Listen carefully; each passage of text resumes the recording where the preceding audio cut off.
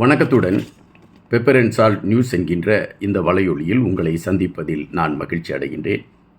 இப்பொழுது உள்ளூராட்சி தேர்தலை மையப்படுத்திய களம் இலங்கையில், குறிப்பாக வருகின்ற மே மாதம் 6ஆம் தேதி இந்த உள்ளூராட்சி தேர்தலுக்கான அந்த தேர்தல் நடைபெறுவதற்கான களம் அமைந்து கொண்டிருக்கின்றன. இங்கு பல கட்சிகளை சார்ந்தவர்கள் தேர்தல் களத்திலே நிற்கிறார்கள். உங்கள் அனைவருக்குமே தெரியும், பல கட்சிகளை சார்ந்தவர்கள் தேர்தல் களத்திலே நிற்கிறார்கள். தமிழ் கட்சிகளை பொறுத்த மட்டில் அவர்கள் ஒற்றுமையோடு இருக்க வேண்டும் என்கின்ற நிலைப்பாட்டை அவர்கள் எடுத்தார்கள். அதற்கு காரணம் தேசிய மக்கள் சக்தி என்கின்ற அந்த அனுரா அவர்களுடைய கட்சி பெருவாரியான மக்களுடைய வாக்குகளை பெற்றுவிடக்கூடாது. காரணம், நாடாளுமன்ற தேர்தலில் அப்படி ஒரு வாக்கு சதவீதத்தை அவர்கள் பெற்றுவிட்டார்கள். இனி அப்படி ஒரு நிலைப்பாடு நடந்துவிடக்கூடாது என்பதற்காக தமிழ் கட்சிகள் கூட்டணி அமைத்து கொண்டு தங்களிடம் இருந்த கருத்து வேறுபாடுகளை எல்லாம் புறம் தள்ளிவிட்டு கூட்டணி அமைத்து கொண்டு தேர்தல் களத்திலே நிற்பதற்கான ஒரு களத்தை எடுத்திருக்கின்றார்கள். இலங்கையை பொறுத்த மட்டில் உள்ளூராட்சி தேர்தலில் பல மாநகர சபைகள், நகர சபைகள் எல்லாம் இருக்கின்றன. குறிப்பாக பார்க்கின்ற பொழுது 28 மாநகர சபை, 36 நகர சபை, 275 பிரதேச சபைகள் என இத்தனை சபைகளுக்கான தேர்தல் நடைபெறுவதற்கான ஒரு களம் அமைந்திருக்கின்றது. 2016ஆம் ஆண்டு இலங்கையிலே இந்த உள்ளூராட்சி தேர்தல் நடைபெற்றது. அதற்கு பின்பு தேர்தல் நடைபெறவில்லை. இந்த 2016ஆம் ஆண்டு நடைபெற்ற தேர்தலில் இலங்கை பொதுஜன சபை கட்சியை சார்ந்தவர்கள் சுமார் 40% வாக்குகளை பெற்று அவர்கள் அதிகப்படியான இடங்களை பிடித்திருந்தார்கள். 2017ஆம் ஆண்டு 16ஆம் சட்ட திருத்தத்தின்படி உள்ளூராட்சி தேர்தலுக்கான ஒரு சட்ட திருத்தம் நிறைவேற்றப்பட்டது. அந்த சட்ட திருத்தத்தின் அடிப்படையில் தான் வேட்புமனு தாக்கல், தேர்தல் களம் நிர்ணயித்தல், தேர்தல் களத்தில் போட்டியிடக்கூடிய தகுதிகள் போன்ற பல விடயங்கள் நிர்ணயிக்கப்பட்டிருக்கின்றன. இன்றைய தேர்தல் களம் அந்த கணக்கீட்டின் அடிப்படையில் தான் பயணித்து கொண்டு இருக்கின்றது. அதனால்தான் வேட்புமனு தாக்கல் செய்வதற்காக சில சட்டத்திட்டங்களை அவர்கள் அதில் புதிதாக இணைத்திருக்கின்றார்கள்.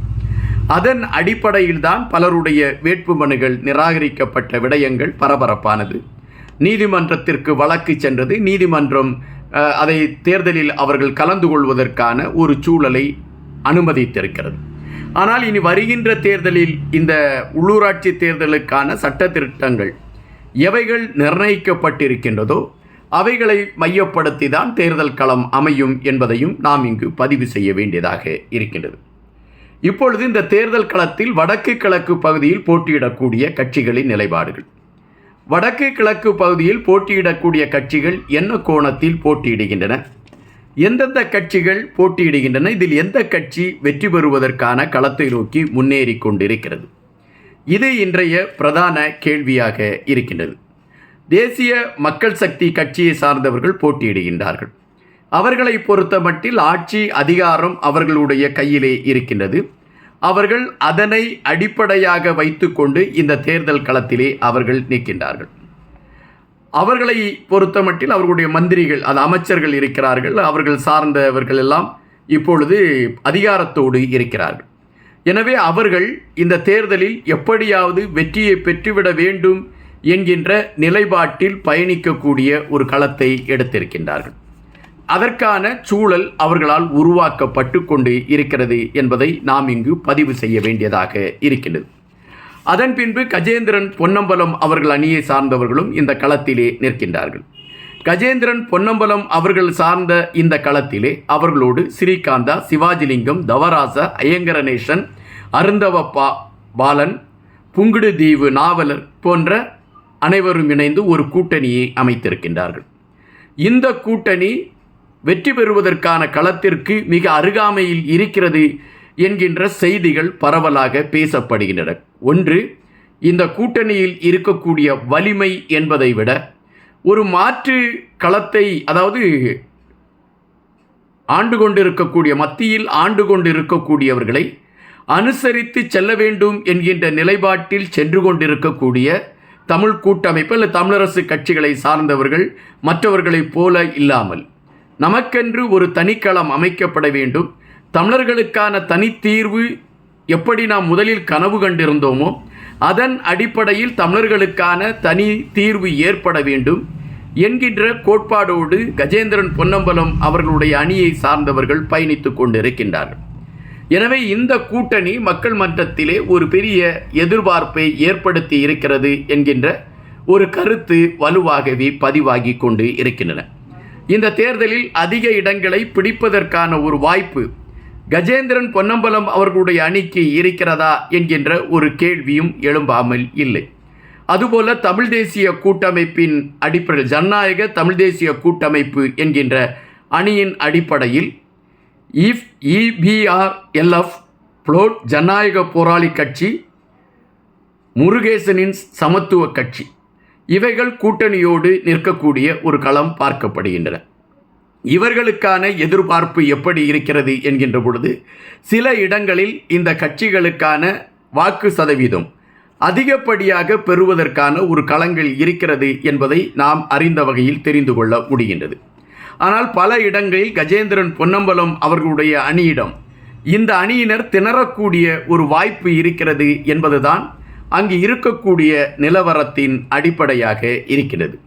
கிழக்கை பொறுத்தமட்டில் கிழக்கு தமிழர் கூட்டமைப்பு என்கின்ற கூட்டமைப்பை பிள்ளையான் அவர்கள், கருணா அவர்கள், சதாசிவம் வியேலேந்திரன் அவர்கள் என இணைந்து இவர்கள் இந்த கூட்டணியை உருவாக்கினார்கள்.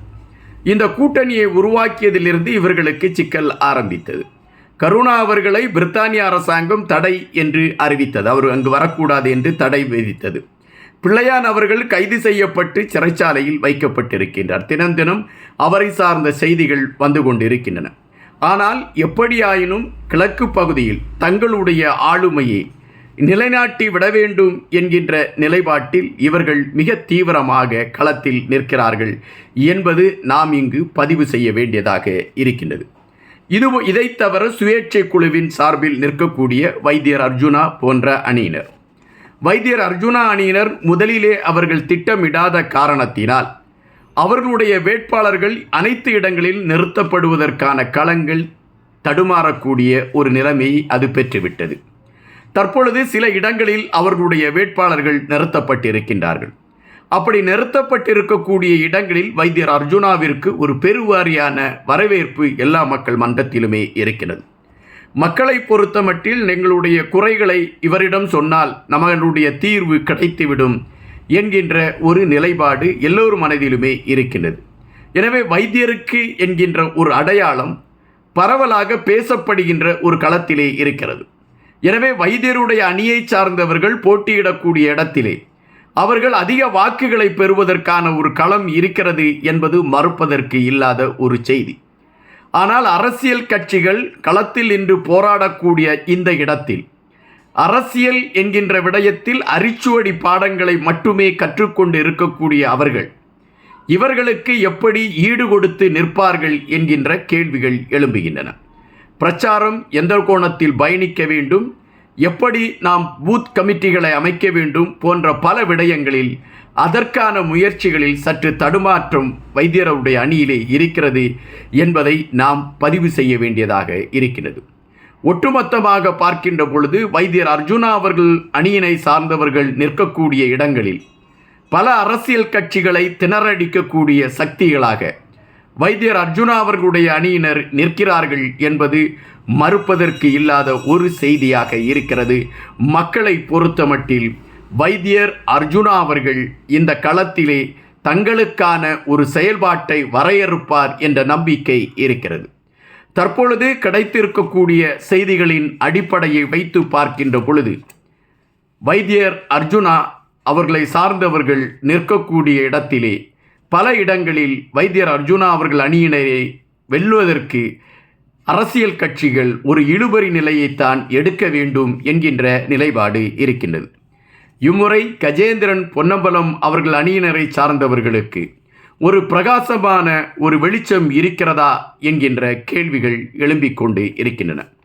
ஒட்டுமொத்தமாக பார்க்கின்ற பொழுது இந்த தேர்தல் வைத்தியர் அர்ஜுனா என்கின்ற அந்த அணியினரை அல்லது அந்த அணியினரை வைத்தியர் அர்ஜுனாவை மையப்படுத்தி பயணிக்கக்கூடிய அணியினரை அடையாளப்படுத்தக்கூடிய ஒரு தேர்தலாக இது அமையும் என்பதில் மாற்று கருத்து இல்லை என்பதுதான் நிஜம்.